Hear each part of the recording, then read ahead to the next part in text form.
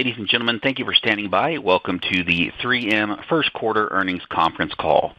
During the presentation, all participants will be in a listen-only mode. Afterwards, we will conduct a question-and-answer session. At that time, if you do have a question, please press star 1 on your telephone keypad. As a reminder, this call is being recorded Tuesday, April 22nd, 2025. I would now like to turn the call over to Chinmay Trivedi, Senior Vice President of Investor Relations and Financial Planning and Analysis at 3M. Thank you. Good morning, everyone, and welcome to our First Quarter Earnings Conference Call. With me today are Bill Brown, 3M's Chairman and Chief Executive Officer, and Anurag Maheshwari, our Chief Financial Officer. Bill and Anurag will make some formal comments, then we will take your questions. Please note that today's earnings release and slide presentation accompanying this call are posted on the homepage of our Investor Relations website at 3m.com. Please turn to slide 2 and take a moment to read the forward-looking statements. During today's conference call, we'll be making certain predictive statements that reflect our current views about 3M's future performance and financial results. These statements are based on certain assumptions and expectations of future events that are subject to risks and uncertainties. Item 1A of our most recent Form 10-K lists some of these most important risk factors that could cause actual results to differ from our predictions. Please note, throughout today's presentation, we'll be making references to certain non-GAAP financial measures. Reconciliations of the non-GAAP measures can be found in the attachments to today's press release. With that, please turn to slide 3, and I will hand the call off to Bill. Bill? Thank you, Chinmay, and good morning, everyone. We had a strong start to the year with first quarter adjusted earnings per share of $1.88, up 10% versus last year and above expectations. Organic sales growth was 1.5%, with all business groups posting positive growth. Operating margins increased 220 basis points year over year through productivity and cost controls, while we continued to invest in growth initiatives. And free cash flow was solid at about $0.5 billion as we benefited from strong earnings, working capital improvements, and disciplined capital expenditures. These results were achieved during a dynamic macro environment and demonstrate the performance culture that's starting to take hold at 3M. The urgency and operating rhythm the team exhibited, along with the round-the-clock interactions with customers and suppliers, drove a strong finish to the quarter, and I'm really proud of the resilience and persistence of all 3Mers. We're exercising a new commercial excellence muscle with a much tighter alignment across the supply chain, and we're institutionalizing the March op-tempo to execute at that pace in every month of the quarter and every week of the month. In this environment, it's critical for us to focus on what we control and remain deliberate in executing on the 3 priorities we discussed at our recent Investor Day: driving sustained top-line organic growth, improving operational performance across the enterprise, and effectively deploying capital. Central to top-line growth is increasing the cadence of new product launches. In Q1, we launched 62 new products, up about 60% year on year, on top of a 32% increase in 2024, and we achieved more than 70% on-time launch attainment, up from 56% a year ago. Our new product pipeline health continues to improve, and we're on track to launch 215 new products this year and 1,000 over the next 3 years. We've bottomed out and turned the corner on 5-year new product sales, with Q1 up 3% and tracking well toward the target of growing sales from products launched in the past 5 years by more than 15% by year-end. The pace of innovation is accelerating at 3M, and our teams are operating with greater urgency and focus than ever before.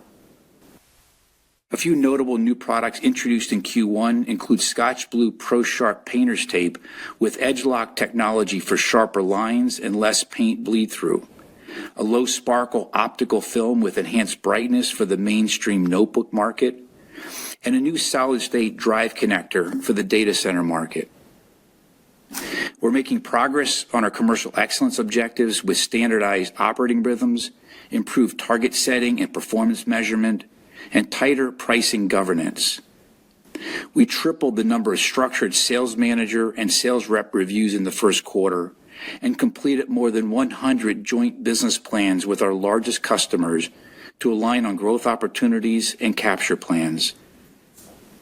One area of particular focus is cross-selling. We now have more than $40 million of opportunities in our pipeline across 23 product pairs, tracking well against the $100 million and 50 pair goal through 2027 that Chris described at Investor Day. And finally, we're laser focused on customer retention and reducing churn, and we've begun deployment of a predictive analytics tool to flag at-risk accounts to proactively address the primary drivers of customer attrition. These initiatives are foundational to building a more commercially driven, customer-focused company. As a result of these targeted actions, we saw solid order momentum in the quarter across all of our business groups. Our average daily order rate is up over 2% for the quarter, accelerating in March and driving company-wide backlog up low teens since the beginning of the year. And we continue to execute well on our key operational performance metrics, including leveraging our new 3M Excellence operating model. On time in full, or OTIF, increased 3.5 percentage points versus last year, and about 1 point sequentially to 89%, the best quarter we've had in the past 5 years. Consumer and transportation electronics performed again above 90%, and safety and industrial was up 2 points to about 82%, is on a steep climb to achieve 90% by year end. Our metric for equipment utilization, or OEE, was up 4 percentage points sequentially to 58%, and is now deployed on 191 key assets across our 38 largest factories, a 10x increase over this time last year and covering about 50% of production volume. Having a robust baseline on underutilized capacity will help us adjust our sourcing strategy more readily to the changing trade landscape. And finally, safety performance continued to trend in the right direction, with our incident rate down 25% in the quarter, following a similar improvement last year as we continue on our journey to an injury-free workplace.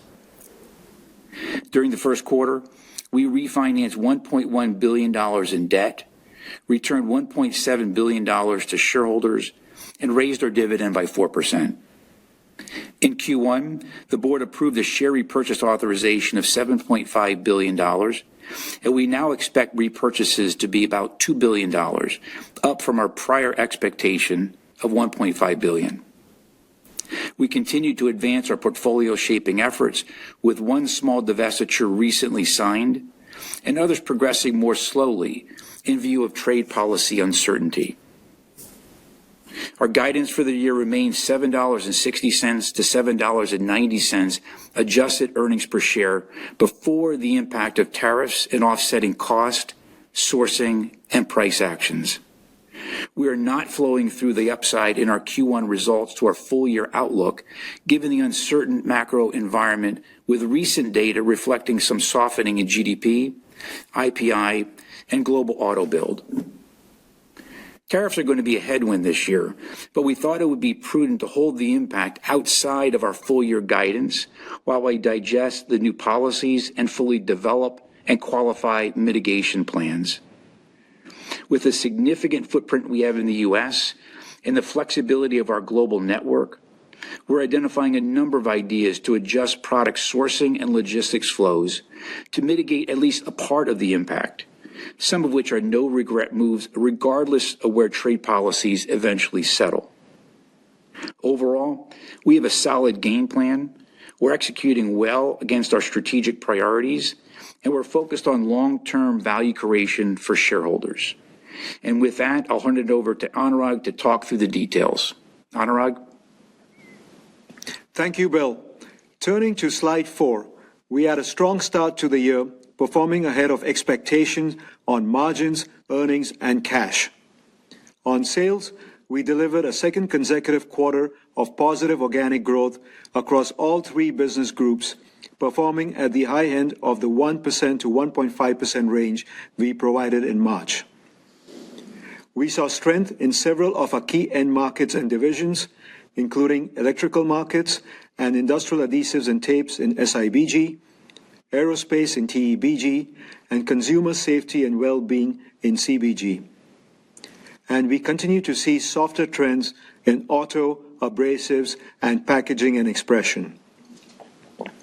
Geographically, all regions grew year-on-year with the exception of Europe. China was up mid-single digits with strength in the industrial business and electronic bonding solutions, driven by share gains with key accounts and increased orders ahead of tariff actions. The U.S. was up low single digits despite the challenging macro backdrop, with continued high demand for cable accessories and strength in aerospace, partially offset by weakness in auto. And Europe was down low single digits due to the continued weak environment, including a high single-digit decline in auto builds.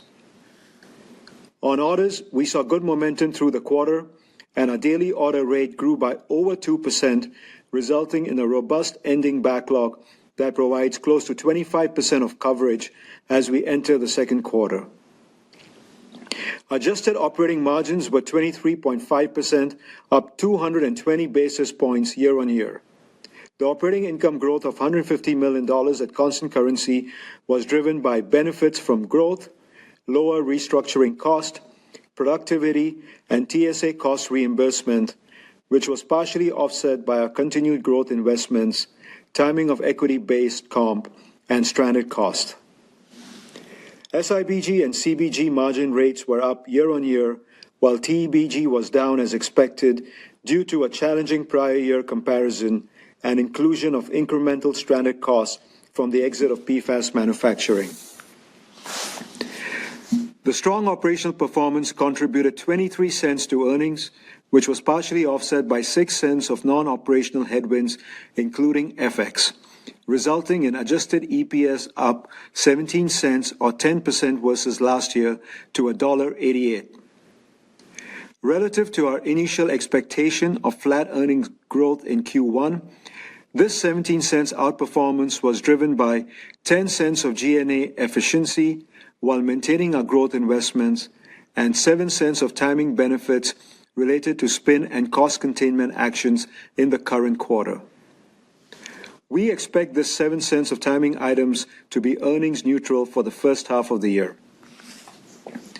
Free cash flow of approximately $500 million came in stronger than expected on the back of better earnings and disciplined CapEx spending. And we continue to have a balanced capital deployment, including returning $400 million to shareholders via dividends and $1.3 billion in gross share buybacks, partially offset by higher than expected stock option exercise. I will provide a quick overview of our growth performance for each business group on slide 5. Safety and Industrial organic sales grew 2.5% in the first quarter. This growth was broad-based, with 5 out of 7 divisions posting positive growth. We saw particularly strong demand for cable accessories driven by construction of data centers and renewable energy projects. We also saw strength in industrial and electronics bonding solutions driven by continued share gains in structural adhesives from improved service and our focus on pipeline management driving higher closed won. We also saw good momentum in personal safety as they continue to win key government contracts in the U.S. and Europe. Auto aftermarket was down low single digits on the back of a market where collision repair claim rates are down high single digits year to date. Transportation and electronics adjusted sales were up 1.1% organically in the first quarter. Aerospace delivered another quarter of double-digit growth from commercial aircraft and defense-related business, with our strong value proposition in portfolios like films and bonding and joining, and advanced materials grew high single digits, driven by key project wins. The electronics business grew low single digits, softer than expected, driven by lower device demand. Our auto OEM business was down mid-single digits, reflecting continued weakness in auto builds, particularly in Europe and the US, which were each down high single digits year on year. Finally, the consumer business was up 0.3% organically in Q1. Growth investments and new product innovation drove strength for Filtrete filters, respiratory products, paint protection, and Meguiar's Auto Care, partially offset by soft consumer spending, principally in Command and Packaging Expression. I will now share an update on our 25 outlook trends on slide 6. Starting with the macro environment, we see a softer outlook than the start of the year. Market forecasts have been lowered, reflecting weaker consumer spending and lower demand in industries such as auto and electronics. The blended GDP IPI 2025 growth was estimated to be 2.1% and has since come down to 1.8% for the year. We continue to believe we can grow above macro due to progress on all our commercial excellence initiatives and focus on new product introductions. However, due to the softer market, we're trending to the lower end of a 2 to 3% range. On operating margins, due to the Q1 performance, we see upside to the midpoint of our margin and earnings guidance range. In terms of non-operational drivers, FX has been more favorable than expected. However, it is offset by share option exercise and a higher net interest. We expect the operational cadence of sales and EPS to be split equally between the first and second half, in line with historical performance. On cash, we continue to expect approximately 100% adjusted free cash flow conversion. Additionally, to offset higher than expected share option exercise, we are increasing our gross share repurchases in 25 to $2 billion versus the $1.5 billion discussed previously. As Bill pointed out, we have board authorization for $7.5 billion of repurchases, and we are prepared to be opportunistic in response to market conditions. As you know, we are dealing with tariffs, and I will provide a quantification of the tariff sensitivity on slide 7. Looking from left to right on the slide, our January guidance was for earnings of $7.60 to $7.90. As I earlier mentioned, given the Q1 strength, we are trending about 10 cents better operationally, while our non-operational is balanced between FX and below-the-line items. Our intention is to continue to drive for results, but we are early in the year, and given the current environment, we are taking a 10-cent contingency and maintaining our $7.60 to $7.90 EPS guidance. On the right, I have provided a tariff sensitivity. I wanted to quantify the impact as we see it right now and outline our mitigation plan. As we have mentioned before, we import $1.6 billion into the U.S. and export $4.1 billion from the U.S. China is approximately 10% of the imports and slightly more on exports, for a total trade flow of approximately $600 million between the U.S. and China. These flows at the current tariff rates of 125% imports into China from U.S. and 145% from China into U.S. will equate to approximately $675 million of potential annualized tariff impact after anticipated exemptions. In addition, tariffs on products not qualified under USMCA, along with aluminum, steel, and other reciprocal actions, had an approximately $175 million impact, for a total annualized impact of approximately $850 million before any mitigation actions. Given that most of the tariffs were enacted recently, and we typically carry 90 days of inventory, we expect only half of this impact this year, which is approximately $400 million, or approximately 60 cents of EPS before any offsets. The team has responded quickly and is working on a number of mitigation plans, including cost and productivity initiatives, optimizing production and logistics, including leveraging our U.S. footprint and selective price increases where feasible. and we believe we can partially offset the headwind for an estimated 2025 net impact of 20 to 40 cents. We will keep you updated as the situation evolves. In the meantime, we are controlling what we can and focus on growth acceleration, strong margin expansion, and delivering strong shareholder returns in 25. I want to take a moment to thank the 3M team for remaining resilient through this environment. With that, let's open the call for questions. Thank you. Ladies and gentlemen, if you would like to register a question, please press star 1 on your telephone keypad.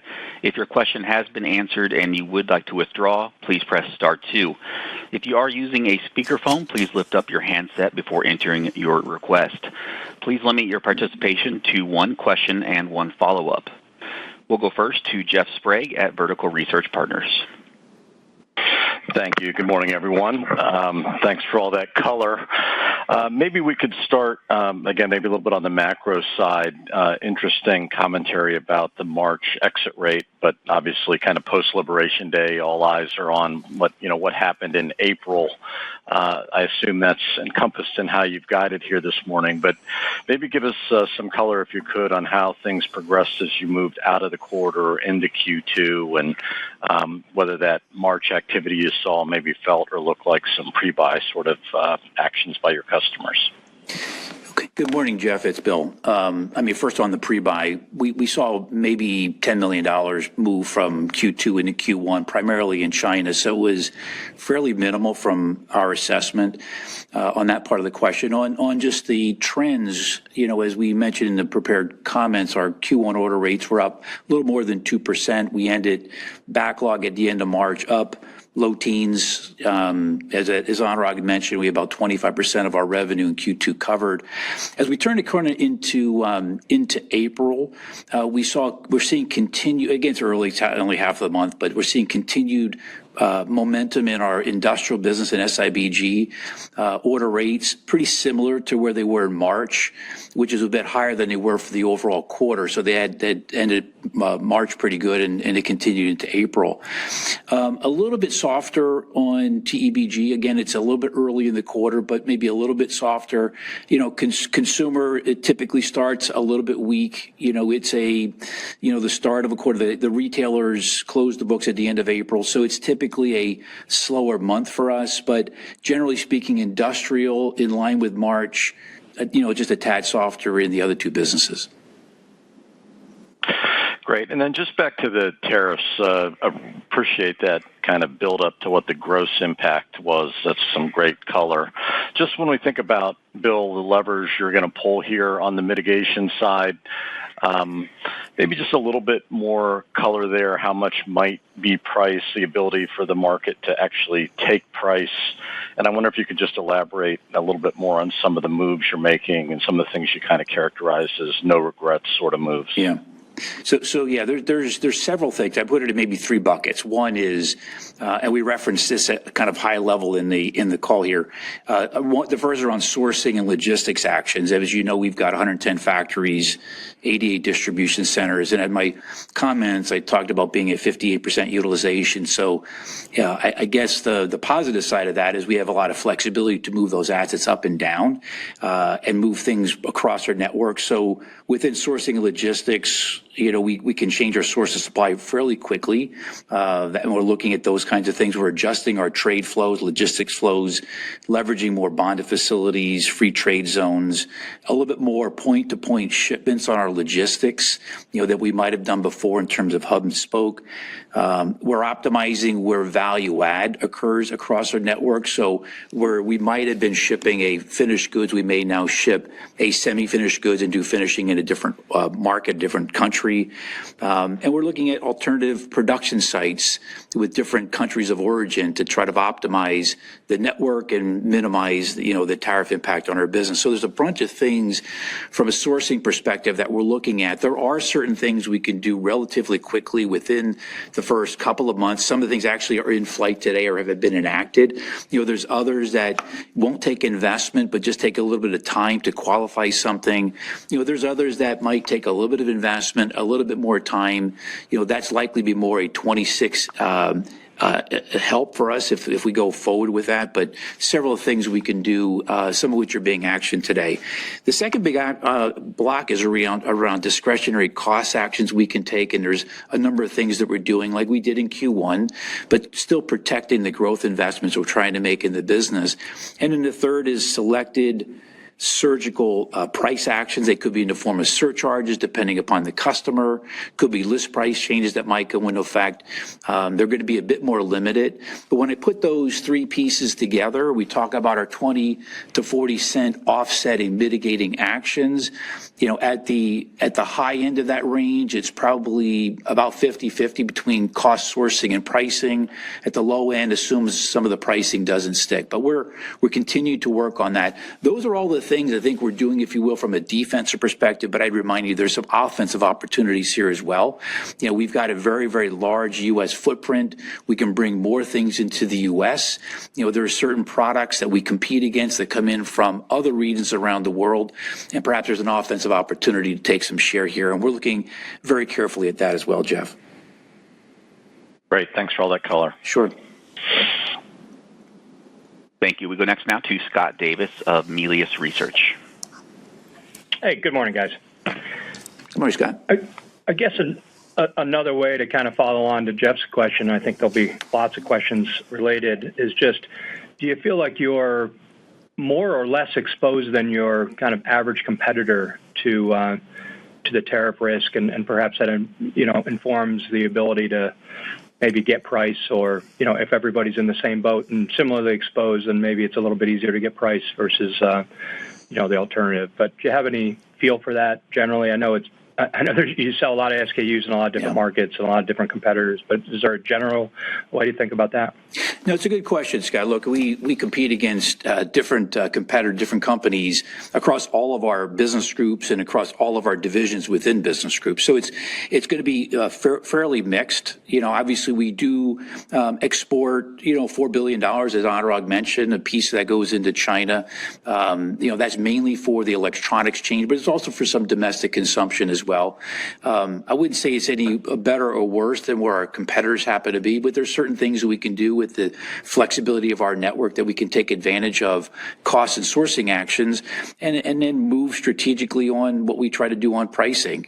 We do see some of our competitors, some things have moved on the consumer side outside of the U.S., primarily China sourced. We walked away from some of that business. Some of that might be private label today, and there might be some opportunities to pull back on this. But to push pricing, it's going to be different in every business that we're in. We'll have to make an assessment of the competitive nature of the business, how differentiated our product happens to be, and we're working very, very closely with all of our partners. This is a we, not us versus them, but we're working together on what do we do to mitigate the impact that's hitting all of the companies. So a bit of a mixed bag, Scott, but I think in general, I think we're probably a little bit better positioned than a lot of our competitors. Okay. And then as a natural follow-up, 3M is a global company, but it's a very American brand. At least that's the perception. Have you seen any kind of anti-American, behaviors, purchasing behaviors from your customers, and biases to perhaps go in a different direction in certain areas, or is that just something that we read about in the papers? It's not a real thing yet. Well, Scott, we haven't seen it yet. It's still early days, but we've not seen that. I'm not sure we're necessarily anticipating that. We do have very strong brands, very global brands. As you mentioned, a very strong position in the U.S. We've got 50 factories here and a big chunk of our supply base, and we do a lot of R&D here, but we've not seen so far any risk coming on us because of us being a U.S.-based manufacturer, U.S.-based brands. Okay, helpful. Best of luck this year, guys. Thank you. Good luck. Thank you. We go next now to Julian Mitchell of Barclays. Hi, good morning. Maybe just wanted to follow up on the organic sales outlook first off. So I think you mentioned early on that maybe you're looking at around sort of 2% organic growth for the year in the current guide. And just wondered, sort of when we're thinking about the balance of the year, are you assuming kind of steady organic growth around that sort of 1.5 2% range each quarter through the rest of the year, or do you think we see sort of a dip this quarter and then some improvement in the back half? Any color on that and by the sort of segments would be interesting. Okay. Hey, thanks, Julian. Anurag here. So just to start off with, what we said is we're trending towards the lower end of the range right now. But if you look at it through the course of the year, I think it's going to be pretty stable. So let me first probably just talk about the first half, and then we can talk about sequentially. So as I said in my prepared comments, we expect the operating cadence to be split equally between the first and second half. So on the sales side, this would actually imply that Q2 would be at or slightly better than Q1. And as we move into the second half, we should see a little bit of take. So I think it's pretty balanced between the two. As Bill mentioned, on the industrial side, we are seeing good growth momentum. We saw that in Q1, and that should continue through the rest of the year. On the electronics, there are a couple of pockets of weaknesses around the macro side on electronics and auto. We saw that in the first quarter, so that could be a little bit lower than what we thought at the beginning of the year. And consumer is, it's Q1 was kind of 0.3% of flattish growth, but we expect that to pick up through the course of the year. So to answer your question, not seeing a dip in the second quarter. On the back of the backlog coverage, we have the autos and the industrial side. We should kind of see this momentum continue through the course of the year. That's very helpful. Thank you. And then just my second question around the tariff impact. So I think it's sort of in the in-year framework, it's sort of 60 cents gross headwind, 30 cent net headwind, potentially at the midpoint of that framework you gave. Any more details you could give us? If it is around that middle of the middle type number, how do we think about the phasing of that 30-cent net headwind through the year? And also any color you could give on the impact by segment. Is it sort of better or worse in any division? Yeah. Julian, again, listen, as we said, the tariffs started in February with non-USMCA aluminum steel, but the ones with the biggest impact started in April, particularly between U.S. and China. And as I mentioned, we typically carry about 90 days of inventory, so we will see this impact mainly in the second half of the year. For the second quarter, we may see a couple of pennies here and there, a small impact, but that's within the guidance range of 760 to 790. So you'll see this impact in the second half of the year. Now, regarding the businesses and the segments, we'll probably give more color as we kind of go around here. What the team is, more importantly, if you take a step back, is working on actions very quickly across the buckets that Bill mentioned and what we can control. So obviously on the cost side, you'll see us control a little bit faster. Price will come in. And then the offensive strategy, you'll see more of the benefit come through towards the end of the year or next year. So you will see us mitigating this impact more as we go along through the course of the year into next year. Great. Thank you. We'll go next now to Amit Mehrotra at UBS. Thanks. Morning. Anurag, just following up on the cadence, maybe with respect to EPS as opposed to organic sales. And last couple years, we've seen 10% or so sequential uplift in EPS. There's a lot of moving parts in terms of stock comp. I know there was a timing in terms of 1Q, 2Q stock comp. There's obviously timing of other costs, and then tariffs, but I guess tariffs are more second half given the inventory. Could you just help us think about, the cadence in light of all those moving parts as we think about EPS moving from 1Q into 2Q and the rest of the year? Sure. Absolutely, Amit. I mean, I already touched upon the sales, so I'll go more on the earnings side. So first, let me do the year-over-year between for Q2, and then I'll come to the sequential, because as you correctly said, there are a lot of moving pieces there. So the EPS growth year-over-year should be about 15 to 20 cents on the operational side because of the benefits from volume, restructuring costs, productivity, the lower equity comp that you referenced to. But as I mentioned in my prepared comments, there was some Q1 timing events, so that'll be partially offset. Increase in investments, but you see a big step up in Q2 relative to last year because we only started making investments in the second half of last year, and the PFAS stranded costs. But operationally, you should see be up 15 to 20 cents on EPS. But on the non-op side, we have a total headwind of about 10 cents. And large part of that is driven by net interest, as the cash balance last year in second quarter was over $10 billion. And now we're returning back to more normal cash levels. So we will have some impact in non-op pension as well, but all of that will be offset by lower share count. But if you take the net interest pension offset by the lower share count, it's about a 10 cents headwind year over year. So you put that together, we should grow EPS by about 5 to 10 cents year over year. Now, sequentially, you're correct. It's seasonally, revenue should be up about $300 million, which should come with good flow through. But as I said, there is some offsets around the timing of Q1 items. There is some step up in investments. So what you will see is about 5 to 10 cents again operationally. It should be good, and 5 cents benefit from a little bit below the line. So sequentially also we should see about 10 to 15 cents benefit on the EPS. So overall, if you put all of that together, for the first half, our EPS will grow about 22 to 27 cents, which is actually pretty much 50% of the growth of what we expect for the full year. And second half should kind of mirror that too. Okay, very helpful. Thank you. And then I guess maybe one for Bill in terms of you obviously have a lot of efficiency actions that the company's pursuing. I wonder if what's happening now gives you an opportunity to accelerate some of those actions. If you can just talk about the opportunity that you see there, that'd be helpful. Thanks.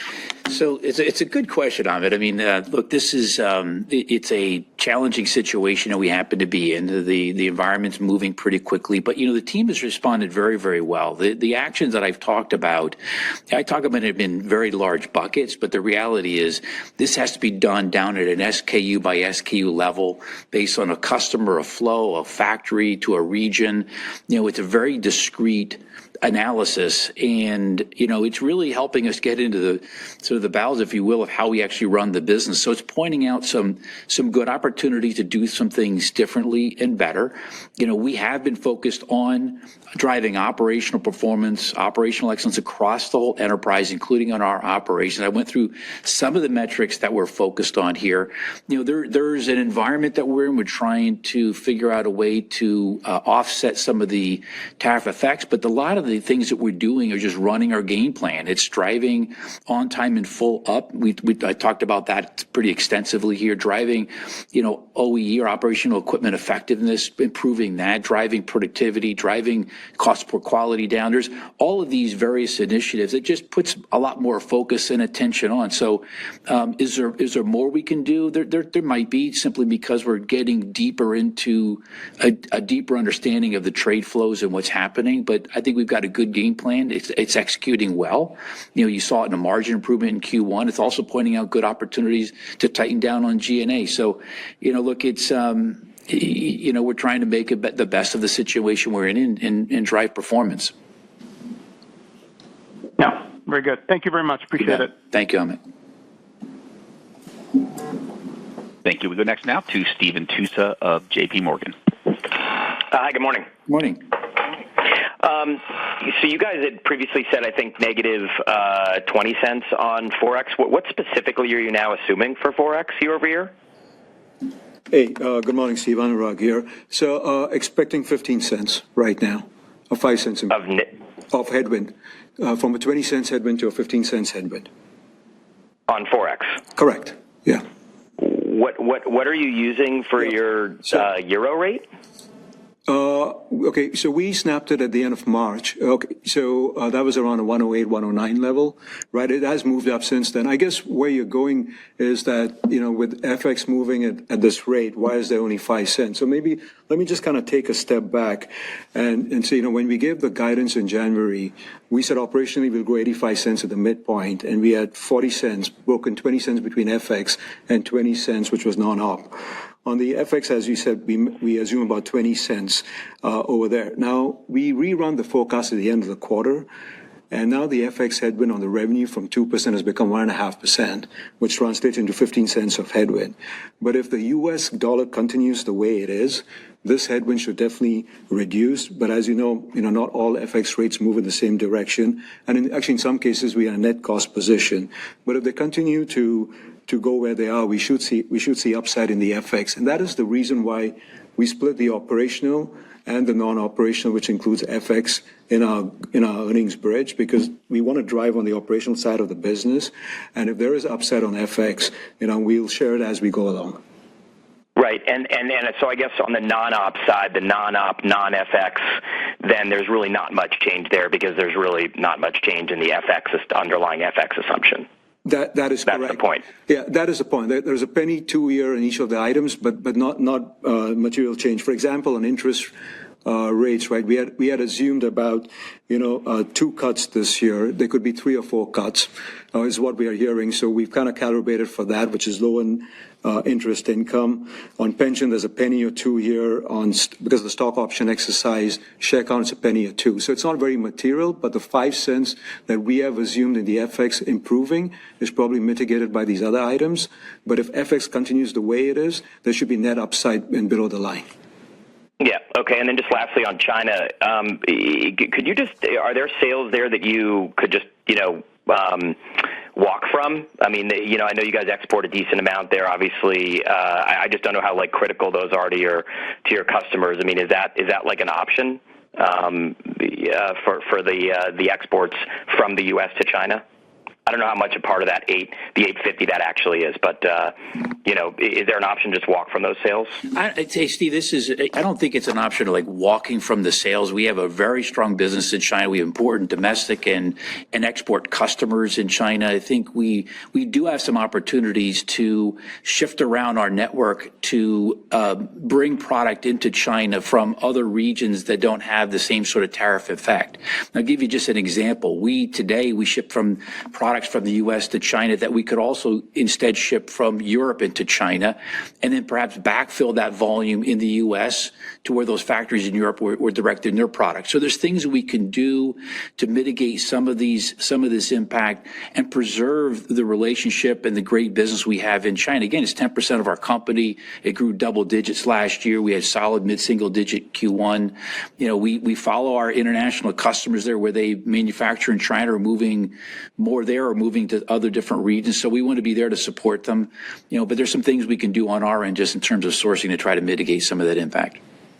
All right. Makes a ton of sense. Thank you. Thank you, Steve. We'll go next now to Nigel Coe of Wolfe Research. Thanks. Good morning. I hate to be a bored, but a few more tariff questions. Are there any perverse impacts as a result of these excessive China tariffs? So there's increasing concerns around supply chain sort of impact here. Shipments not being made, so all being paused in lieu of kind of news flow. Is there any risk that your supply chain could be impacted by shippers just not making their shipments because of the tariffs? Nigel, we've not seen anything like that yet. We haven't heard any word of that. We've seen no disruption, no supplier hesitant at the moment to ship to us. We've not actually seen much push onto us in terms of pricing. These things will evolve over the balance of the year, but I've read a lot about what you're suggesting. We have not yet seen that in our business. Okay, that's good news. And then, Anurag, just to double confirm, the 50-50 comment on EPS is based on the 775 midpoint, and then the second half would be whatever lands in terms of net tariffs. Is that right? That is correct. Okay. And then just a quick one on cash flow, with the tariffs. Does that put more of a back-end load on cash flow because you have to pay the tariffs on day one? No, not really. I mean, if you look at the cash flow, we actually did quite well for the first quarter as well. Typically it's a low quarter for us. Net income's about $1 billion. We consume about $300 million of working capital as we build up inventory. We enter Q2, which is seasonally a high quarter, and then we have bonus payments, AIP payments of about $300 million. So that gets about $400, but we did better because of disciplined CapEx spending and receivables. What we're seeing going out is in terms of areas we are definitely focusing is on the DSO and the AP payments as well. And right now we're not really seeing a material change in that, and we'll continue to manage it. So I don't expect to be a little bit more pressure in the second half of the year, and we'll probably have a good cadence on cash flow growth as we go through the course of the year. That's great. Thank you. Thank you. We go next now to Andrew Obin of Bank of America. Please proceed with your question. Yes. Good morning. Good morning. Just another question on tariffs. Are you modeling any demand destruction related to tariffs in your core guide? Right, because, as prices go up, as you need to substitute things, that sort of drives economic model will tell you would drive some demand destruction on the margin. Are you thinking about it, or you're just sort of modeling the volume based on your economic forecast? Yeah, and Anurag here. Yeah, so the tariff impact is all about the tariff cost impact sensitivity that we've shown. Obviously, because of the tariffs, the market's been a little bit weaker, so that's why we said we're trending lower on that range. But other than that, no, we have not modeled anything more. Yeah, I mean, look, but Andrew, just to be clear on the pricing, we're trying to be pretty smart, strategic, and surgical about this, and we're not doing this without interaction with our customers. In many cases, when we put out a surcharge, it's through consultation with the distributor or customer. There's some receptivity to a certain amount based upon the individual customer for a period of time. There's an understanding that volume won't deteriorate. If we start to get to a point later in the year where we feel like we ought to be pushing price out to accommodate or to offset more of the tariff risk, and there's a volume impact, we're going to have to sort of take that under consideration. But, the team has been very smart and surgical about how we do this. So we, outside of the macro erosion, we're not expecting much demand deterioration from a volume perspective because of the way we're being smart about pricing. And just a follow-up question on buyback. Seems that, the buyback is there because folks are exercising their options. Why not be more aggressive? You're doing a lot of good stuff operationally. It seems, a lot of momentum that's long-term underway. Why not just take advantage of the stock weakness and be more aggressive on stock buyback? What's the board's and your thinking on that? Yeah, it was, and Anurag here, it was just a little bit more on the timing side. Let me give you some color. So, as we ended last year, 2 out of the 10 2 years out of the 10 of the past 10 years, options were in the money. And the 2015 options, which expired this year, were not in the money. And in February, they came into the money. So that was a one distinct exercise incident that happened, and a couple more which came in the money. So it was more around that, as opposed to we seeing accelerated options being exercised. It was more timing of the 2015 options. But I think to your point, Andrew, I think Anurag mentioned in his remarks, we have a $7.5 billion authorization, went from $1.5 billion to $2 billion, and we have the optionality to go bigger than that if we need to in the back half of the year based on the situation we happen to have in our business. So Anurag will make the right call as we get out of the quarter into later on in the year. I appreciate the answer. Thanks so much. Thank you. We'll go next now to Nicole DeBlase of Deutsche Bank. Please proceed with your question. Yeah, thanks. Good morning, guys. Good morning. Just a couple on the outlook within the margin puts and takes. Have you guys actually shifted the G&A productivity expectation for the full year? And same question on growth investments, and anything major to highlight on the timing of those, if they've shifted at all between quarters? Yeah. So firstly, on the growth investments, I think we're keeping track. We said we're going to increase by $225 million. The first quarter was around $15 million, and this big step up in the second quarter, and we are maintaining that cadence as we go along. And you can see that actually in the R&D numbers for the first quarter. As a percentage of revenue, last year was 4.2%. This year is 4.8%. So you see a step up of 60 basis points, and all the other initiatives that Bill was talking about on commercial excellence, we are funding that. On the G&A side, listen, if you roll through our Q1 performance, which we said, 17 cents more than what we expected, 10 cents was more on G&A efficiency and FX, 7 cents of that was G&A, and the remaining part was timing. That was more structural and permanent, right? In the Investor Day, we spoke about we have $2 billion of G&A. Outside that, we also have indirect expense. Late last year, what we started doing, a lot of these external services, for example, were done locally. We pulled it centrally, try to see if they align with the strategic priorities. If yes, if not, we don't spend. If they do, aligned, then how can we leverage our global buy to kind of get a better rate? We saw some benefits of that in the first quarter, and we kind of expect that to probably increase as we move through the course of the year. So, we have taken a little bit of a hedge in our guide. As you can see, the Q1 has upside, but we've taken a 10 cents hedge. If we were not to have the 10 cents hedge, then I would say that you should see at least the $50 million of G&A improvement in Q1 flow through the rest of the year. Okay, got it. Thanks, Anurag. That's clear. And just a follow-up on a couple of your market expectations, because there's a lot of, movement in these two in particular. What are you guys thinking for auto builds and electronics for 2025? So right now, auto builds, it came down very recently in the recent IHS data. It's down, I think, 1.8% global auto builds now. I think it's down about 9% in the U.S., so pretty big erosion for that from the middle of March. I think middle of March it was like 4.5%. It's down 9% now in the latest estimate for the year.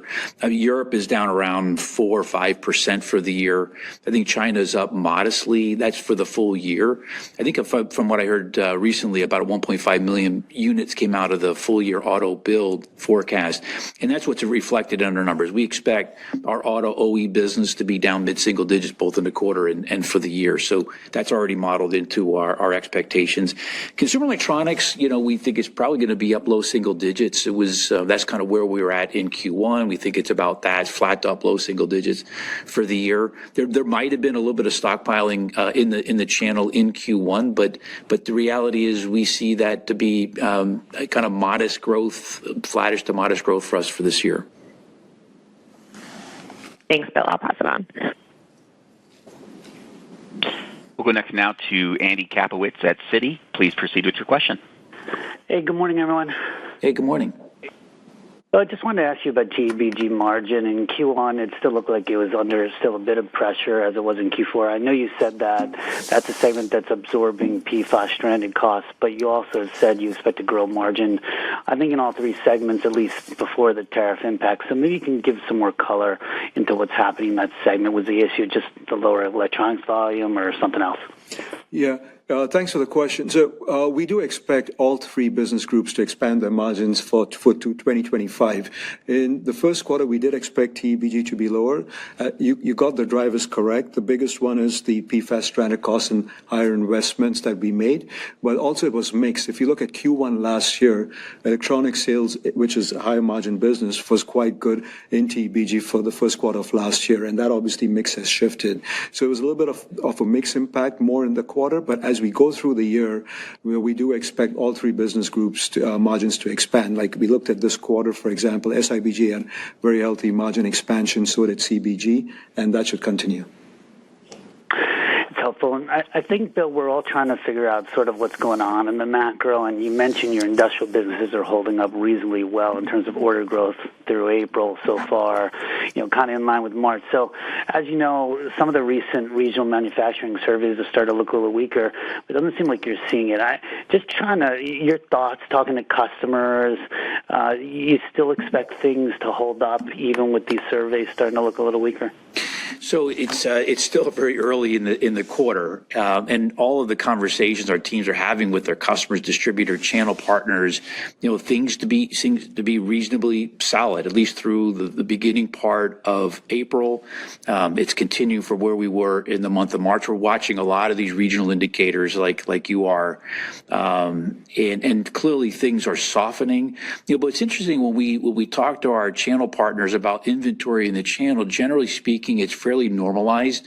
We've not seen anything kind of moving from Q2 into Q1 in terms of adding to inventory, adding to stocks. It's fairly normal, so we don't think there's a correction that's happening. The sort of the elongation of orders that we had articulated about a month ago, we see that continuing here in the month of April. So what might have been a 45 or 50-day sort of cycle time now is stretching out a little bit longer. That's one of the things that impacted us in Q1. We saw in February orders that were just pushing out into Q2. We still see a bit of that activity, but the indicators, the macro indicators that we're seeing still look okay for the industrial business. But again, we're watching it very carefully. Very helpful. Thank you. We'll We'll go next now to Joe O'Dea with Wells Fargo. Please proceed with your question. Hi, good morning. Morning, Joe. Can you just talk about kind of tactically how you approach imports from China, and when you think about that 160 million or so, I think that you were talking about, just the timing of that. You've got some inventory that you're sitting on. Are you sort of pausing orders right now, kind of waiting for better information, just given the fluid nature of what we're seeing on the tariff headline front? Yeah. So, Joe, Anurag, we're not pausing any orders or any shipments right now. We have 90 days of inventory, so which will bleed through by the end of June, and then you'll start seeing the impact of the tariff on the imports after that. So we're not slowing down anything on the business side. What we are looking at is, as Bill earlier mentioned, around sourcing, logistics, discretionary cost, as well as pricing. So that's the way we are tactically approaching it right now. And pricing, for example, in some cases, you can put a surcharge. In some cases, you need to come up with a new list price. So we're working depending upon the situation, keeping in mind that we still the business is going on as it was. Yeah, a lot is coming in from China for consumer that passes through the channel to some pretty large retailers, and we're having lots of conversations with them on that. But we're not, at the moment, pausing or stopping any imports from China, and actually don't anticipate doing that. And just your comment there to make sure I understood it correctly, there would be kind of a higher weighting of exposure on those imports from China to the consumer side of the business. On that element of the tariff impact that are articulated, yes, it would be more on the consumer business, correct? And then just one on the guidance side of the corporate and unallocated and other items for operating profit. I think corporate unallocated initially 25 to 50 million loss, other 50 to 100 million income. The quarter, I think, looked a little better than we anticipated on the corporate side. But any updates or any changes to that initial expectation on those items? Yeah, it's probably trending more towards the higher end, and because corporate, just to take a step back, contains obviously the enterprise governance-related costs. So there's G&A costs. There's also the Solventum transition agreements that are sitting in there. So on the G&A side, clearly there were some areas that we did in the first quarter, so that helps it to go towards the higher end of the range. But on the spin-related items, it's mainly timing between Q1 and Q2. Got it. Thank you. Okay, thank you. This concludes the question and answer portion of our conference call. I will now turn the call back over to Bill Brown for some closing comments. Well, thank you, everybody, for joining us today. I want to thank again all the 3Mers for their continued hard work and their dedication delivering value for our customers and our shareholders. I know we covered a lot of moving parts today, but we're focused on executing against our key priorities, and we're going to update you on our progress at the next earnings release in July. So thank you very much, and have a good day. Ladies and gentlemen, that does conclude today's conference call. We thank you for your participation and ask that you please disconnect your line at this time.